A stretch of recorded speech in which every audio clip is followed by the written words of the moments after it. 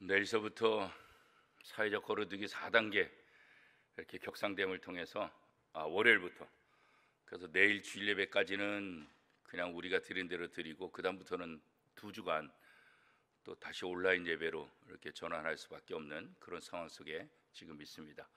하여튼 기도해 주시고 코로나19 때문에 비대면 예배, 온라인 예배 그러다가 간신히 좀 다시 이렇게 현장 예배를 이렇게 돌아오고 있는데 이게 또 워낙 확진자 수가 급진적으로 이렇게 많아지다 보니까 전면적으로 다시 비대면으로 2주간만 하겠다 그러는데 하여튼 2주간 잘 견뎌서 다시 또 대면 예배로 빨리 돌아올 수 있도록 여러분 함께 기도해 주셨으면 좋겠습니다. 하프타임 새벽기도 한 주간을 하면서 또 오늘 마지막 마무리를 하게 됩니다. 하나님의 나라를 회복하라. 이것은 우리 교회가 해야 될 가장 중요한 주제 중에 하나입니다. 하나님께서 이 땅에서 가장 원하시는 것 하나님의 나라를 세우는 거예요. 예수님을 통해서 하나님께서 이 땅에서 원하시는 것 하나님의 나라를 세우는 거예요. 하나님이 수많은 선자를 통해서 또 예수 그리스도의 십자가 사건을 통해서 이 나라에 하나님의 나라를 세우셨고 그 하나님의 나라를 확장시켜 나가는 그런 모습을 우리는 사도행전을 통해서 보았고 또 사도행전 이후에 지난 2000년여의 기독교 역사를 통해서 하나님의 나라, 교회가 어떻게 확장되고 어떻게 하나님 앞에 쓰임 받았는가 그것을 잘 알고 있습니다. 어떻게 보면 지나간 2000년의 기독교 역사 중에서 지금이 가장 위기가 아닌가. 물론 초대교회가 더 많은 핍박을 받았고 또 종교개혁을 통해서 얼마나 많은 또 핍박을 받았으며 또 그 가운데 여러 나라, 여러 지역에서 하나님의 말씀을 세우고 또 하나님의 나라를 회복하기 위해서 얼마나 많은 고통과 고난의 시간들이 또 순간들이 있었는가 그것을 우리가 너무나 잘 알고 있습니다. 그런데 지나간 2000년의 기독교 역사 가운데 교회가 이렇게 부흥되고 교회가 이렇게 영적으로든 숫자적으로든 부흥하는 이런 가운데 있어서 지금 이 시기만큼 교회의 영향력이 없었던 때가 언제였던가. 교회 숫자는 많아지고 또 교회 성도들의 숫자는 많아지는데 영향력은 가장 떨어지고 있는 그런 시대 속에서 우리가 살고 있다. 우리나라 역사를 보더라도 기독교 역사 130여 년 가운데 교회가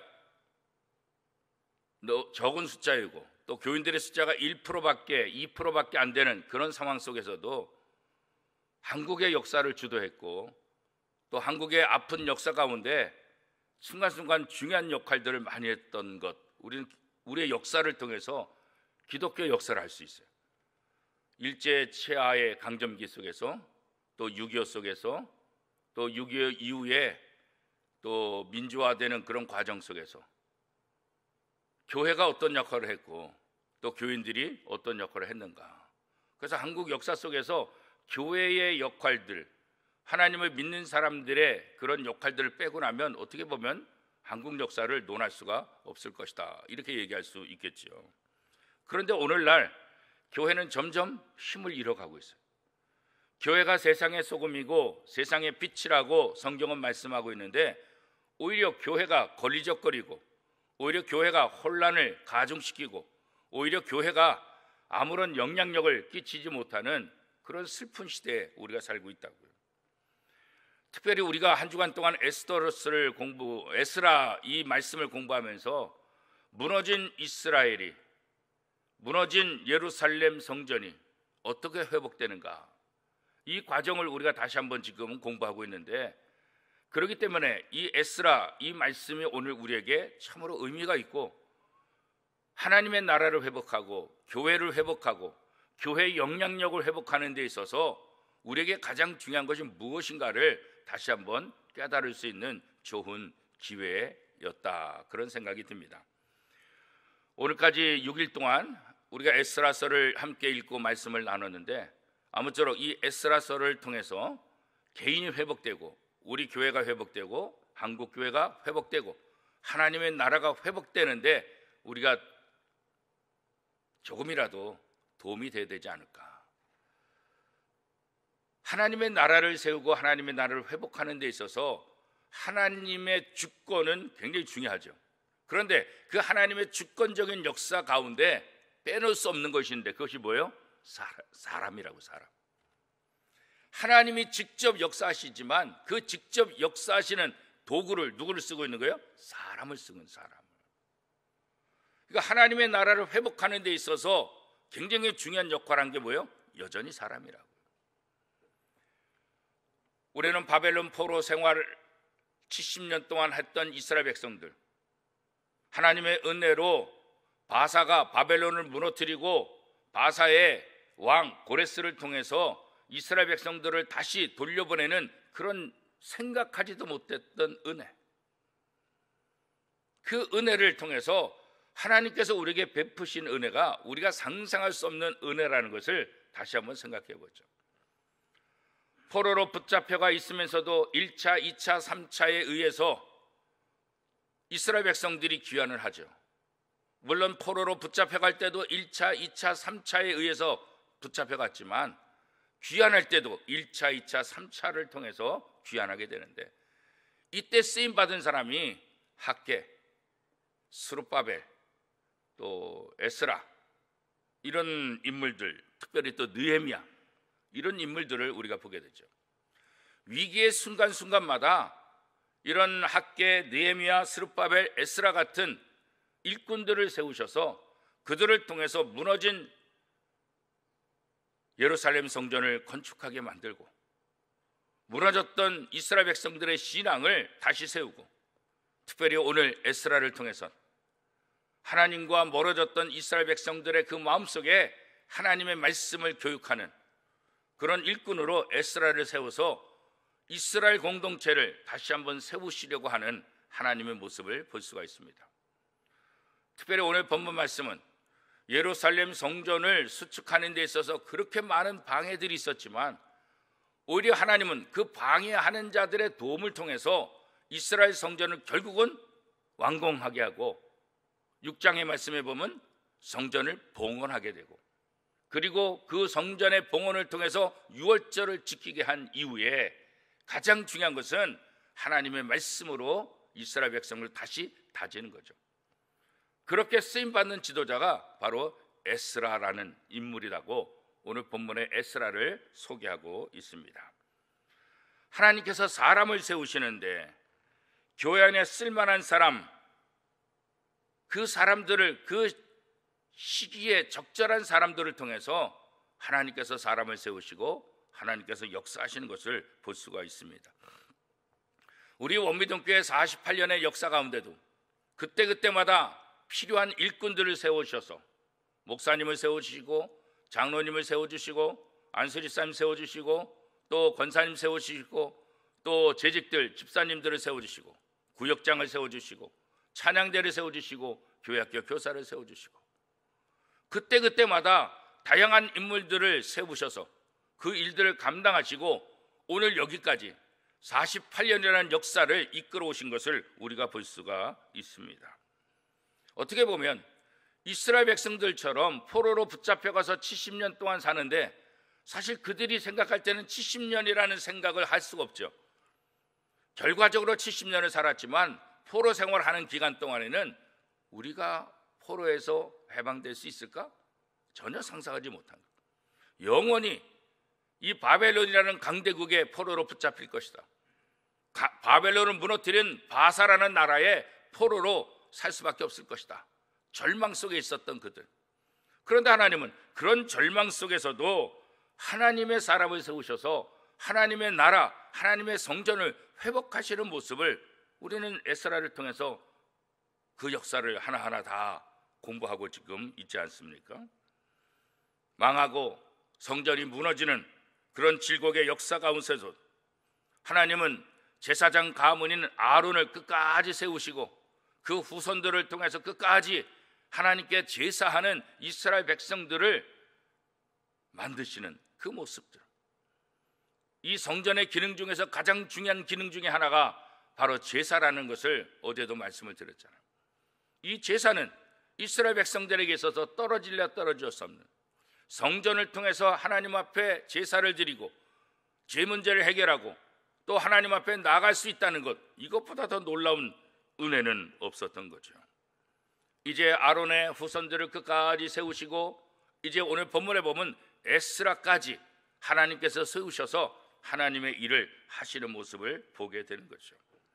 이처럼 오늘 우리 원미동교회를, 우리 한국교회를 향하신 하나님의 놀라운 은혜가 있다는 것을 우리가 다시 한번 기억하는 거예요. 하나님의 나라를 세우고 하나님의 나라를 회복하시고자 하는 하나님의 뜻, 어떻게 보면 꺾여지는 것 같고 어떻게 보면 절망스럽고 어떻게 보면 말도 안 되는 것 같지만, 그런 속에서도 하나님은 또 다른 사람을 세우셔서 그 나라를 회복하고 그 나라를 이끌어 가시는 모습을 오늘 우리가 보게 되는 거예요. 하나님은 어떤 방해가 있어도, 어떤 장애물이 있다 할지라도 그것 때문에 절대로 포기하지 않으시는 분, 꺾이지 않으시는 그 마음을 언제나 갖고 있는 것을 볼 수가 있습니다. 그 증거는 오늘 우리 원미동교회고 우리 한국교회이기도 합니다. 끊임없이 교회를 세우시고 또 교회를 통해서 역사하시는 그 하나님의 모습. 그렇지만 하나님께서 그때그때 필요한 일꾼들을 세우는데 아무나 세우진 않아요. 일꾼이 필요하다고 아무나 세우진 않다고요. 그죠? 때로는 수많은 남자 선지자들이 있었지만 어떤 때는 여자 선지자를 택해서 하나님께서 하나님의 뜻을 이루실 때도 있잖아요. 그죠? 어떤 분은 우스갯말처럼 그 상황을 이렇게 설명하죠. 수많은 남자가 있지만, 남자 선지자들이 있었지만 그 수많은 남자들 가운데 쓸만한 사람이 하나도 없기에 하나님께서는 여자 선지자를 세우셨다, 그렇게 해석하는 분들 있어요.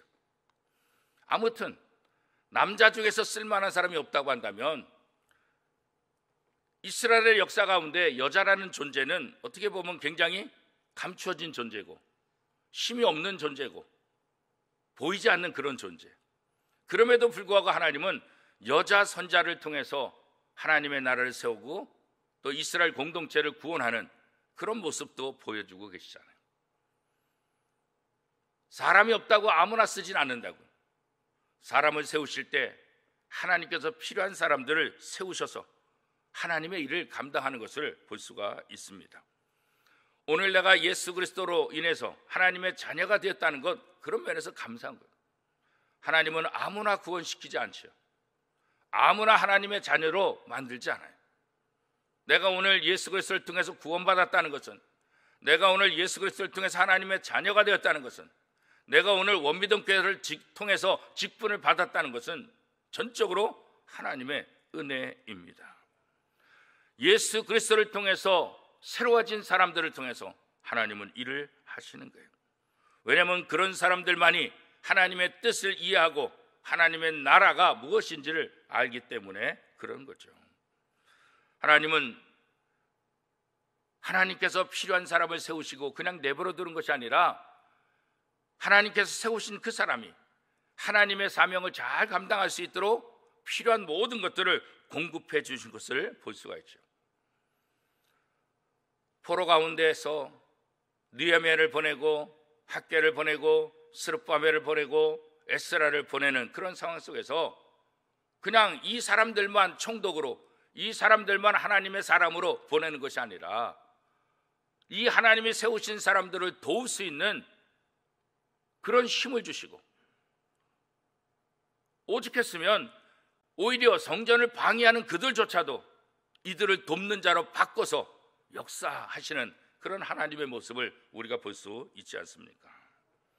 하나님의 선하신 도움을 베풀어 주시고 반드시 그 일이 완성할 수 있도록 도우시는 분, 사람을 통해서 역사하시지만 결과는 하나님께서 책임지시는 것도 우리는 성경을 통해서 알 수가 있죠. 그런 면에서 오늘 우리에게 주신 사명을 두려워할 이유가 없어요. 물론 내 모습을 보면 두렵죠. 이걸 내가 어떻게 감당해? 내가 이거 감당할 만한 사람인가? 나 자신을 보면 여전히 두렵고 나 자신을 보면 여전히 부족하다고 느낄 수밖에 없어요. 그러나 우리가 우리에게 맡겨주신 사명에 대해서 담대히 나갈 수 있었던 이유는 뭘까? 하나님이 도우신다. 이것 때문에 그런 거예요. 하나님이 부족한 나를 세우시고 하나님께서 내게 은혜를 베푸시고 하나님이 나를 선한 모습으로 선한 영향력으로 나를 이끌어서 반드시 하나님이 원하시는 그 일을 행하실 것이다. 이 믿음이 우리이기 때문에 우리가 담대히 부족하고 연약하지만 우리에게 맡겨진 직분을 감당할 수 있는 거죠. 여기 누구 하나 자기에게 맡겨진 직분에 대해서 능히 할 수 있어서 부름받은 사람이 어디 있겠어요? 그죠? 그런 사람 아무도 없어요. 다 부족하고 연약하다고 느낄 수밖에 없는 거예요. 그렇죠?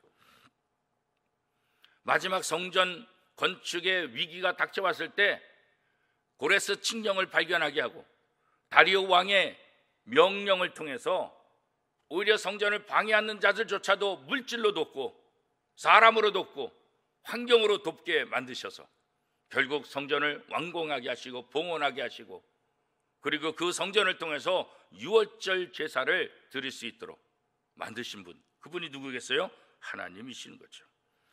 하나님의 도우심은 몇 사람에게만 겨우 미치는 그런 힘이 아니에요. 세상을 지배하는 이방 나라 왕 고레스까지도 움직이고 이방 나라 왕 다리오의 마음까지도 움직이시는 그런 하나님의 능력, 그 하나님의 능력이 우리 속에 있다는 것을 우리가 기억해야 하는 거죠. 하나님은 만물을 다스리신 분, 하나님은 만물을 창조하시고 만물을 다스리신다. 이 만물은 사람만이 아니라 뭐예요? 모든 피조물 세계까지 담아줘. 하나님의 사람들뿐만 아니라 이방 나라 하나님을 믿지 않는 모든 사람들까지도 이 만물 속에는 다 포함되어 있다. 하나님의 그 절대적인 주권이 교회가 회복하고 하나님의 나라가 회복하는 데 있어서 중요한 역할을 하고 있다는 거예요. 그렇기 때문에 우리 속에 어려움이 온다 할지라도 낙심하거나 절망하지 말아야 되는 거죠. 질병으로 아픔이 온다 할지라도, 경제적인 문제 때문에 힘들어하는 상황이 온다 할지라도, 사람과의 관계 때문에, 직장의 문제 때문에, 사업의 문제 때문에 여러 가지 아픔이 있고 실패하고 좌절하는 그런 순간에서도 우리가 다시 소망을 갖고 일어서야 할 것은 하나님이 나와 함께 하신다. 하나님이 나를 도우신다. 내가 내 가정을, 내가 내 사업을, 내가 내 일을 회복하기를 원하는 것 이상으로 하나님이 더 회복을 원하신다. 하나님이 우리를 더 사랑하신다. 이건 성경을 통해서 우리가 분명하게 지금 알고 있는 것 아니겠습니까? 특별히 하나님은 보혜사 성령을 우리에게 보내셔서 그 보혜사 성령으로 각각의 하나님의 백성들을 지키시고 보호하시고 그들의 위로자가 되고 그들의 조력자가 되고 그들의 변호사가 되고 그들의 지혜자가 되어서 성령이 우리와 함께 하시게 했던 것, 이 사건은 무엇보다도 우리에게 하나님의 능력이 언제나 미치고 있다는 사실을 다시 한번 기억할 수 있는 거죠. 특별히 하나님은 에스라를 세워서 이 성전이 완공되고 유월절 제사를 드리고 이제 바벨론 포로 생활을 마무리하고 새롭게 세워지는 이 이스라엘 공동체를 위해서 가장 필요한 일이 있는데 그 일이 무엇일까? 하나님은 그것을 에스라를 통해서 말씀하고 있어요. 마지막 10절 말씀 우리 같이 한번 읽어보겠습니다. 10절입니다. 시작. 에스라가 여호와의 율법을 연구하여 준행하며 율례와 규례를 이스라엘에게 가르치기로 결심하였었더라. 하나님께서 에스라를 세우신 가장 중요한 목적은 뭘까? 다른 거 아니에요. 하나님의 말씀을 연구하고 하나님의 말씀을 가르치기 위해서. 그동안 70년 동안 바벨론의 포로 생활 붙잡혀갔다가 하나님 앞에 예배도 드리지 못하고 하나님의 말씀을 듣지도 못하고 하나님과 관계가 다 끊어졌던 이 이스라엘 백성들에게 이제 다시 에스라를 통해서 하나님의 말씀을 가르치고 이 굳어졌던 마음을 깨트려버리고 하나님의 말씀을 통해서 심령 부흥회를 하게 되는 거죠. 말씀이 얼마나 소중한가, 말씀이 얼마나 능력 있는가, 이 말씀이 우리의 생명이고 이 말씀이 하나님의 능력을 나타내고 있다는 것을, 하나님의 나라 회복은 결국은 말씀이 선포되는 거예요. 세례 요한이 이 땅에 와서 회개하라, 하나님의 나라가 가까웠다 먼저 말씀했죠. 예수님도 회개하라, 하나님의 나라가 가까웠다. 하나님의 관심 주제도 하나님의 나라, 예수님의 관심 주제도 하나님의 나라. 이 하나님의 나라는 성경에 있어서 가장 중요한 중심이고 핵심. 하나님의 나라를 세우고 하나님의 나라를 회복하고 하나님의 나라를 확장시켜서 하나님의 나라의 그 뜻을, 그 의미를, 그 능력을 온 세상에 발휘하게 하는 것. 그래서 하나님은 에스라를 세워서 그 하나님의 나라를 회복하는 데 가장 중요한 말씀 교육을 시작하고 있다는 거죠. 그래서 오늘 우리에게도 가장 중요한 것은 뭐냐? 하나님의 말씀을 묵상하는 거예요. 하나님의 말씀을 공부하는 거예요. 하나님의 말씀을 듣는 거예요. 하나님의 말씀을 통해서 하나님이 누구신지, 하나님께서 우리에게 원하시는 것이 무엇인지를 바로 깨달을 수 있는 거죠. 교회의 회복의 씨앗은 어디에 있느냐? 이 말씀. 이 말씀을 통해서 교회가 회복되고, 이 말씀을 통해서 성도들이 회복되고, 이 말씀을 통해서 하나님의 나라가 다시 회복될 수 있다는 것을 보여주고 있는 거죠. 후반기를 시작하면서 우리가 하프타임 새벽 기도를 갖고 있는데, 우리가 다시 한번 하나님의 나라가 회복되기 위해서 하나님께서 얼마나 우리를 사랑하시는지, 하나님께서 얼마나 원미동교회를 사랑하시는지, 하나님께서 얼마나 이 한국교회를 사랑하시는가, 그 하나님의 사랑을 우리가 기억한다고 한다면 나를 회복시키고 우리 원미동교회를 회복시키고 우리 한국교회를 회복시키는 데 있어서 하나님이 느헤미야, 학개, 스룹바벨, 에스라를 사용하신 것처럼 그런 포로 생활 가운데 또 성전을 세우는데 이런 사람들을 세우신 것처럼 오늘 하나님의 나라를 회복시키는 이런 과정 속에서 하나님이 오늘 나를 사용하시기를 원하신다.